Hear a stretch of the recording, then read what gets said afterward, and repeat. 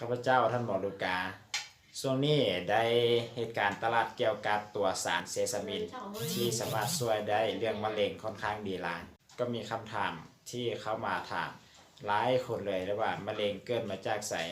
ไม่ว่าจะเป็นมะเร็งเต้านมมะเร็งตับมะเร็งปอดมะเร็งกระดูกมะเร็งปากมดลูกละลายเนาะคำถามที่พบหลายที่สุดก็คือมะเร็งเกิดจากอันใดเกิดจากสาเหตุใดเราต้องเข้าใจว่าคนเฮานี่เราทุกคนมีเซลล์ที่สามารถเฮ็ดให้เป็นมะเร็งได้เขาสันนิษฐานว่าเซลล์ของเขาที่พัฒนาเป็นเซลล์มะเร็งมือหนึ่งนี่มีเป็นพันๆเซลล์ตั้งแต่ว่าคนผู้นั้นเม็ดเลือดขาวสามารถมา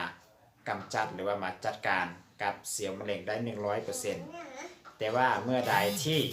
เม็ดเลือดขาวของเราเฮ็ดเวียกได้ 99% เมื่อใดแสดงว่าเมื่อนั้นมีเซลล์มะเร็งที่เหลืออยู่และเซลล์มะเร็งนั้นก็จะ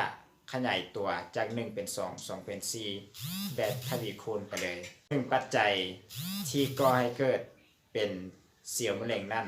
ก็จะมี2ปัจจัยก็คือปัจจัยภายในเกิดจากพันธุกรรมตั้งแต่กำเนิดตอนที่เราเกิดมาแล้วปัจจัยภายนอกเกิดจาก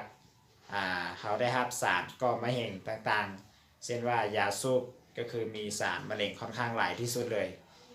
บางคนที่กำลังสูบยาอยู่แต่บ่เป็นมะเร็งนั่นบ่ได้หมายความว่าจะบ่เป็นมะเร็งแต่เป็นและขณะตอนนี้ก็คือเม็ดเลือดขาวของท่านกำลังแข็งแรงสามารถจัดการกับเซลล์มะเร็งได้แต่ในอนาคตบ่แน่มีความเสี่ยงหลายที่สุดจากปัจจัยภายนอกนี่ก็จะมีอาหารการกินต่างๆที่เรากินบ่ถูกต้องตามหลักการกินกากอาหารหลายเกินไปหรือว่ากินอาหารที่มีสาร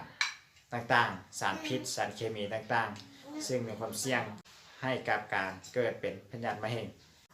ฉะนั้นในการป้องกันหรือปฏิบัติตนเพื่อบ่ให้มีความเสี่ยงกับมะเร็งเฮ็ดแนวใดก็ได้ให้ร่างกายของเราแข็งแรง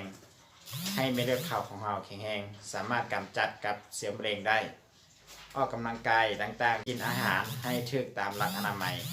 กินอาหารที่มีวิตามินหลายก็จะเฮ็ดให้เม็ดเลือดขาวของเราแข็งแรงสามารถกำจัดกับเซลล์มะเร็งได้